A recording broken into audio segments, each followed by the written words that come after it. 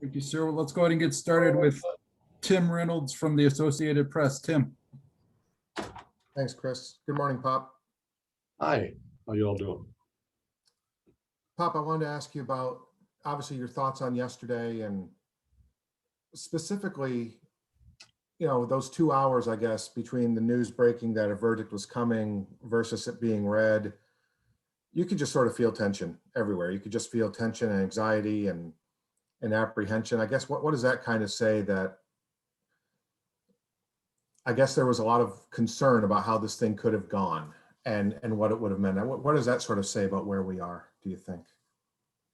Yeah, it's an important thought. All of us had, nervous bellies, and you think about what's gone on in the past and how little accountability there's been over the years. So you're cautiously optimistic that some, form of justice might happen, but you're not totally confident. And I think that's if you're a white person. People of color,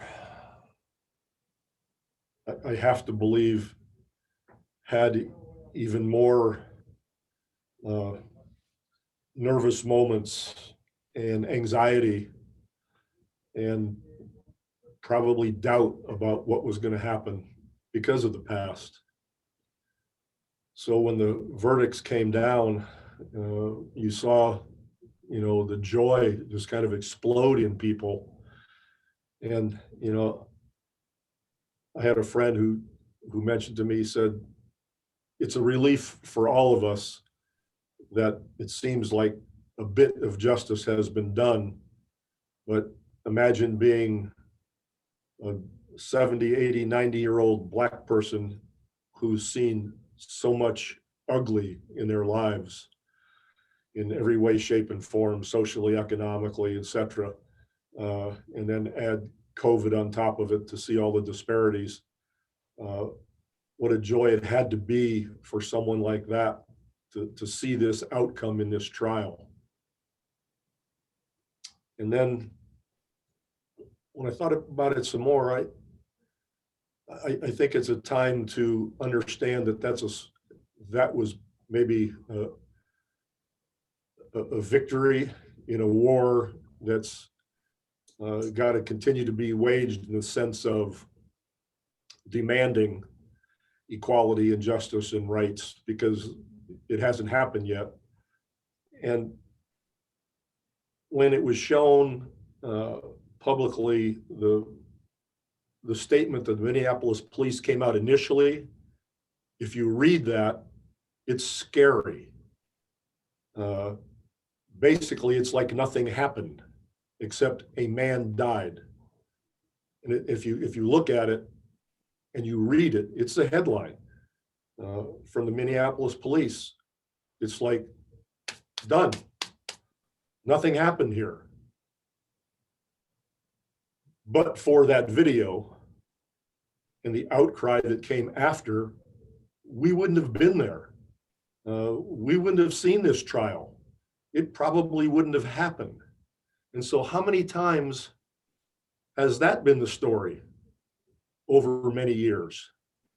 So it tells you that, this incident in some ways was a respite from the carnage that has gone on, seen and unseen, which means there's so much work to be doing, because it is structural, it is culture, it is recruiting, it is accountability, or these things wouldn't happen.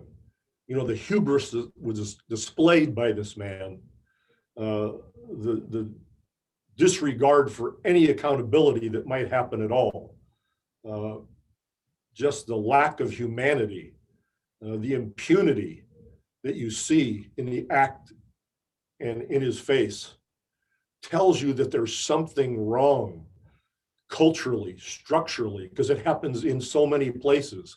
It's happened with so many people. And so, the police unions have to be held to task. We can't listen to the bull crap anymore. The argument about defunding.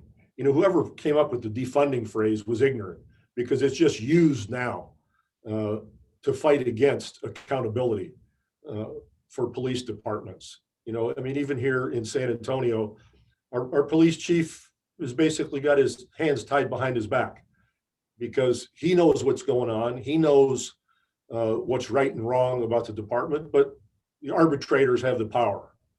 So the police unions,